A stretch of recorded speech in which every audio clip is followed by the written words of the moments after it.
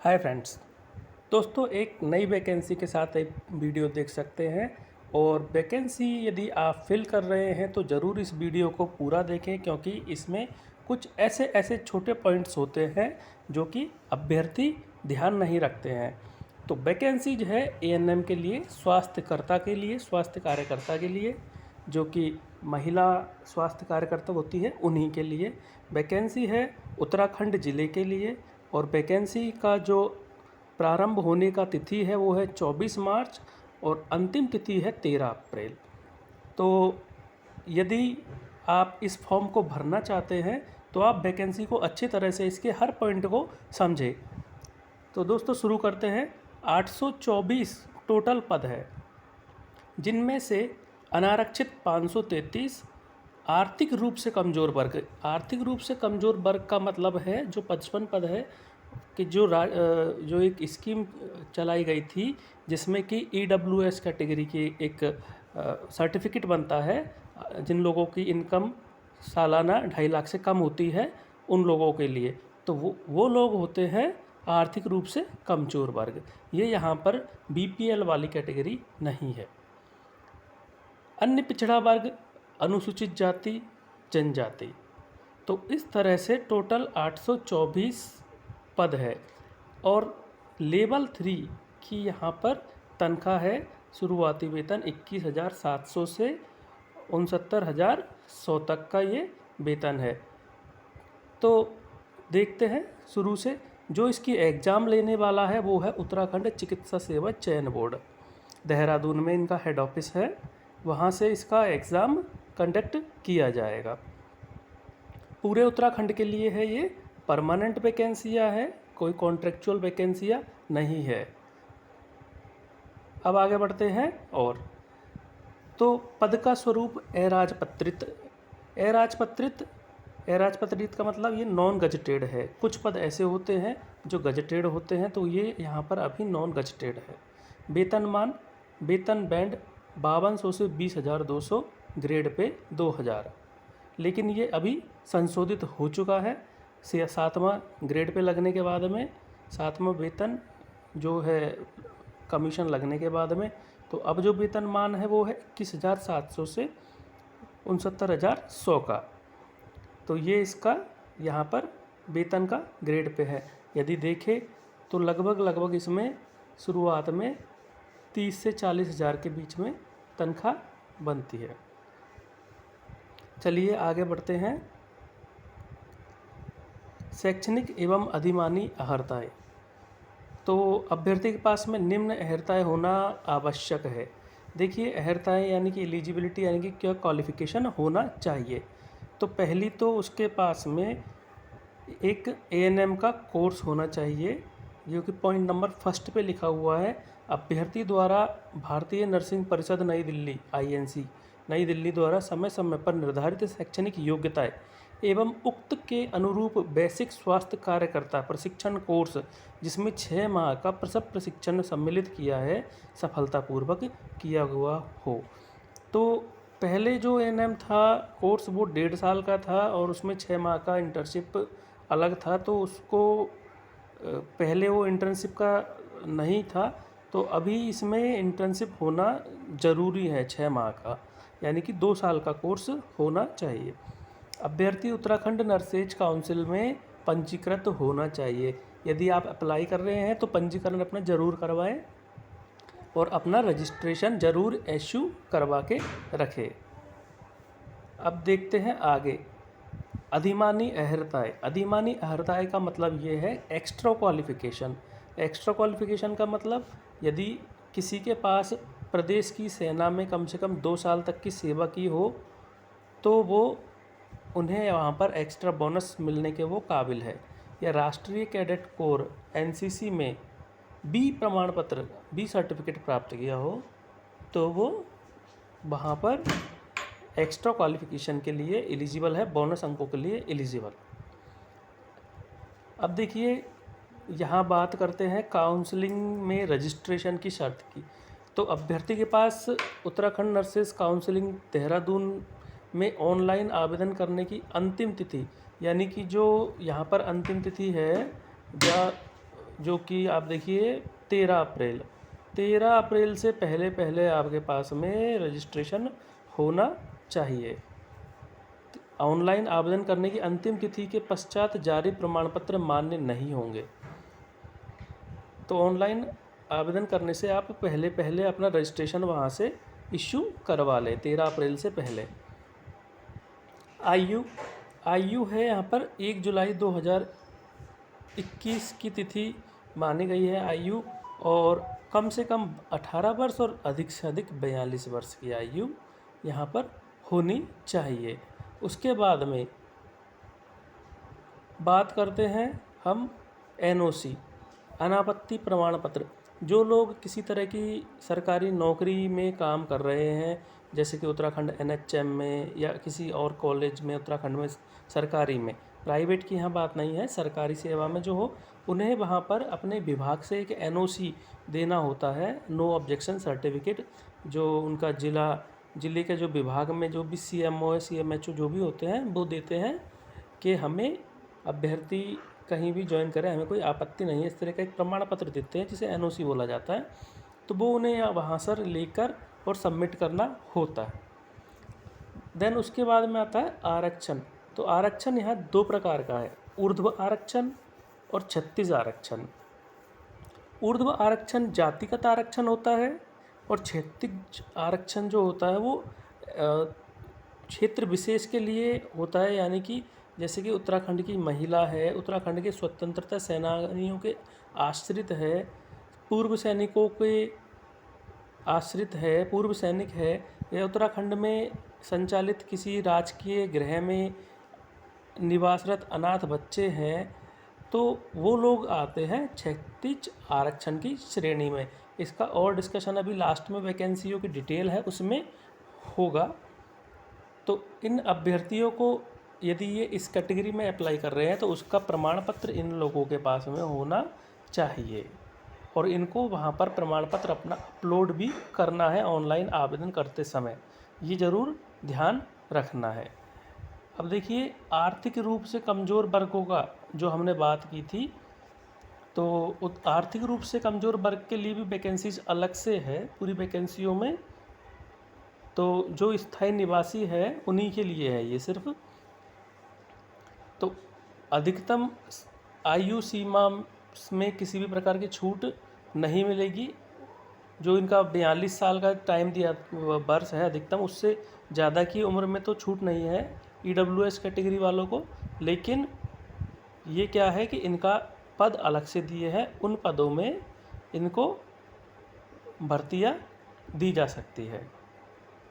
तो जैसे कुछ लोग सीधे अनरिजर्व्ड कैटेगरी में अप्लाई करते हैं, लेकिन वो अपना ज़्यादा फ़ायदा लेने के लिए, यदि 2.5 लाख से कम की इनकम है परिवार की, तो वो वहाँ पर EWS का सर्टिफिकेट बनवा के और फ़ायदा ले सकते हैं। इसके बाद में अनाथ बच्चों का है, पूर्व सैनिक का है। पूर्व सैनिक जो भी पूर्व सैनिक होते हैं उनकी कैटेगरी अलग होती है। और इसके बाद में आता है स्वतंत्रता संग्राम सेनानी के आश्रित। तो जो भी स्वतंत्रता संग्राम सेनानी होते हैं, फ्रीडम फाइटर्स, उनके पुत्र पुत्री या पौत्र पुत्री या फिर पुत्री के पुत्र पुत्री, ठीक है, ये सब लोग एलिजिबल होते हैं। लेकिन उसके लिए स्वतंत्रता संग्राम सेनानी का सर्टिफिकेट होना चाहिए और उसको प्रूफ करना होता है कि हाँ हम इनके पुत्र पुत्री पौत्र पौत्री या फिर ये हमारे नाना जी हैं, इस तरह से नाना नानी इस तरह से शो करना होता है। इसके बाद में आगे बढ़ते हैं। राष्ट्रीयता भारतीय नागरिक हो, तिब्बत का शरणार्थी है तो कम से कम 1962 से पूर्व भारत में आया हुआ हो, ठीक है। इसके अलावा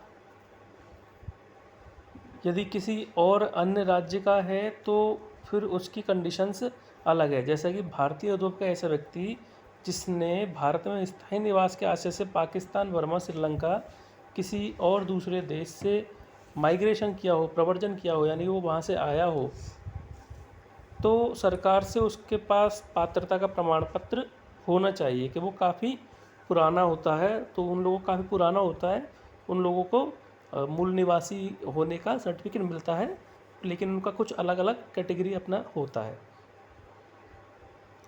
इसके बाद में आगे बढ़ते हैं। चरित्र। सेवा में किसी पद पर सीधी भर्ती के लिए अभ्यर्थी का चरित्र ऐसा होना चाहिए जिससे वह सरकारी सेवा में सेवा योजन के लिए सर्वथा उपयुक्त हो। तो ये जब आप ज्वाइनिंग करते हैं तो उस समय आपको चरित्र प्रमाण पत्र प्रस्तुत करना होता है किसी गजटेड अधिकारी से बनवाकर। उसके बाद में वैवाहिक स्थिति। वैवाहिक स्थिति में सिर्फ यहाँ पर जो कॉम्प्लिकेशन है वो ये है कि ऐसा पुरुष अभ्यर्थी पात्र नहीं होगा जिसकी एक से अधिक जीवित पत्नियां हो, या ऐसी अभ्यर्थी महिला अभ्यर्थी पात्र नहीं होगी जिसने ऐसे पुरुष से विवाह किया हो जिसकी पहले से एक पत्नी जीवित रही हो। शारीरिक स्वस्थता। शारीरिक स्वस्थ होनी चाहिए, उसके लिए मेडिकल भी होता है ज्वाइनिंग से पहले। चयन प्रक्रिया। चयन प्रक्रिया बहुत ही इंपॉर्टेंट पॉइंट है। आप देखिए आप कैसे चयन करेंगे। ये बोर्ड जनपदवार अभ्यर्थियों की योग्यता क्रम में जैसा कि ANM प्रशिक्षण कोर्स में उनके द्वारा प्राप्त अंकों से प्रकट हो। यानी कि यहाँ पर कोई एग्ज़ाम होने का अभी संभावना नहीं है, यहाँ पर मेरिट बनेगी। जो ANM की मार्कशीट्स है, जो बेसिक स्वास्थ्यकर्ता की जो मार्कशीट आई होगी उसके बेस पर ही मेरिट बनेगी जनपदवार। जनपदवार का मतलब जैसे आपने अल्मोड़ा से भरा, अल्मोड़ा में 50 सीटें हैं, माना कि अल्मोड़ा में 50 सीटें हैं। अब अल्मोड़ा में यदि 500 फार्म भरे जाते हैं तो उन 500 फार्मों में से जिसकी मेरिट में सबसे ज़्यादा अंक होंगे वो अल्मोड़ा के लिए चयनित होगा। लेकिन यदि जैसे आपने अल्मोड़ा से ना भर के बागेश्वर से भरा तो बागेश्वर में फार्म 70 ही पहुँचे और 50 ही पद थे, तो यदि आपका 70 में से 50 में मेरिट में यदि अंक आते हैं तो आप फिर वहाँ पर ज़्यादा एलिजिबल होंगे। तो इसलिए अपना आप ज़िला जो है, जनपद जो है वो काफ़ी सोच समझ के भरे कि किस जनपद में मेरिट कम जा सकती है, उसी जनपद से भरे। क्योंकि जैसे आप एक बार यदि अपना सिलेक्शन ले लेते हैं तो उसके बाद में 1 वर्ष 2 वर्ष बाद अपना आप ट्रांसफ़र करा सकते हैं अपने ज़िले में, लेकिन सिलेक्शन लेना यहाँ पर काफ़ी इम्पोर्टेंट होता है। तो इसलिए अपने होम ज़िले को प्राथमिकता न देकर ऐसे ज़िले को प्राथमिकता दे जहाँ पर सिलेक्शन होने के चांसेस ज़्यादा हो। उसके बाद में ऑनलाइन आवेदन प्रक्रिया के लिए वेबसाइट पे जाना है www.ukmssb.org, और उसके बाद में अप्लाई नाउ पे क्लिक करके और आपको प्रोसेस को करते जाना है। और आप यदि नहीं कर पाए तो आप कंप्यूटर के थ्रू भी इस प्रोसेस को, कंप्यूटर वाले के थ्रू भी इस प्रोसेस को करवा सकते हैं। किसी भी तरह के ऑफलाइन या हार्ड कॉपी के माध्यम से कोई भी यहाँ पर नहीं ली जाएगी एप्लीकेशन। जो भी होगा पूरा प्रोसेस ऑनलाइन ही है। तो आपको यहाँ इस चीज़ का ध्यान रखना है, कहीं आप फार्म ना भरें और आप सोचें कि मैं ऑफलाइन अपना फार्म जाके हेड ऑफिस में दे आता हूँ, तो वो स्वीकार नहीं किए जाएंगे। आपने ये ध्यान रखना है कि फॉर्म पूरा भर चुका हो और वो अच्छे से सबमिट हो चुका हो और सारी अपनी जो भी शर्तें हैं वो आप पूरी इसमें करते हो। तो इसके अलावा फ़ोटो और सिग्नेचर यहाँ पर अपलोड करने होते हैं। तो यदि आप या तो अपने जैसे मोबाइल से इसको भर रहे हैं तो मोबाइल से भरने के लिए आपके पास यदि फ़ोटो का 50 KB का नहीं है या सिग्नेचर 50 KB का नहीं है तो आप ऑनलाइन जस्ट गूगल पे आप लिखें कि कंप्रेस फ़ोटो साइज, और आप वहाँ पर उसको ऑनलाइन कंप्रेस फ़ोटो साइज लिखें और वहाँ से अपना एक, आपके पास काफ़ी ऑनलाइन वेबसाइटें खुल जाएंगी, वहाँ पर अपना फ़ोटो लगाए और फ़ोटो को आप अपना साइज़ के अकॉर्डिंग, रिक्वायर्ड साइज़ के अकॉर्डिंग कंप्रेस कर सकते। तो कंप्रेस करके डाउनलोड करके भी आप यदि खुद भर रहे हैं तो इस तरह से अटैच कर सकते हैं। और यदि आपसे इस तरह की नहीं हो पाए तो आप कंप्यूटर वाले से भी ये करवा सकते हैं। तो ज़िले जो है 13 जनपदों के लिए यहाँ पर बारी बारी से अपना चयन भरना है कि प्रथम ज़िला ये, द्वितीय ज़िला ये, इस तरह से आपको ज़िले चूज करते हुए जाने हैं। तो इसमें थोड़ा सा ये है कि जैसे आप का फर्स्ट ज़िले में मेरिट नहीं बनती है तो सेकंड ज़िले में मेरिट बन में यदि नाम आता है, थर्ड ज़िले में नाम आता है, तो यहाँ पर ये पूरे ऑप्शंस ही खुले हुए हैं कि आप का जो है मेरिट वो पूरे स्टेट में ही बनेगा, किसी जनपद या किसी ज़िले के हिसाब से मेरिट नहीं बनेगा। बस ये है कि ज़िले आपके चूज करने से आपको मनवांछित ज़िला मिल जाएगा, जो आपका इच्छुक ज़िला है वो आपको मिल जाएगा। जैसे कि एक एग्ज़ाम्पल, आपने प्रथम ज़िला भरा अल्मोड़ा और द्वितीय ज़िला बागेश्वर भरा, तो यदि अल्मोड़ा में जैसे वैकेंसियाँ हो जाती है कंप्लीट, यदि अल्मोड़ा में जो मेरिट लिस्ट है उसमें आपका नाम नहीं आता है तो आप सेकंड चॉइस पे आप चले जाएंगे, अपने ऑटोमेटिक सेकंड चॉइस में आप बागेश्वर में चले जाएंगे। यदि बागेश्वर में भी नहीं पहुंच आता है तो थर्ड चॉइस आपने जो भी भरा होगा उसमें आपका नाम चला जाएगा। तो इस तरह से यहाँ चिंतित होने की ज़रूरत नहीं है, आपने सिर्फ अपने ज़िले को चूज करते हुए जाना है कि किस ज़िले से आपने भरना है, किस ज़िले में आपको नौकरी करनी है। तो ये उसका पूरा एक प्रोसेस है। प्रोसेस में कैसे फ़ोटो और साइन लगाने हैं ये भी मैंने आपको यहाँ पर कैसे इसको शॉर्ट कंप्रेस कर सकते हैं वो भी प्रोसेस आपको बताया है।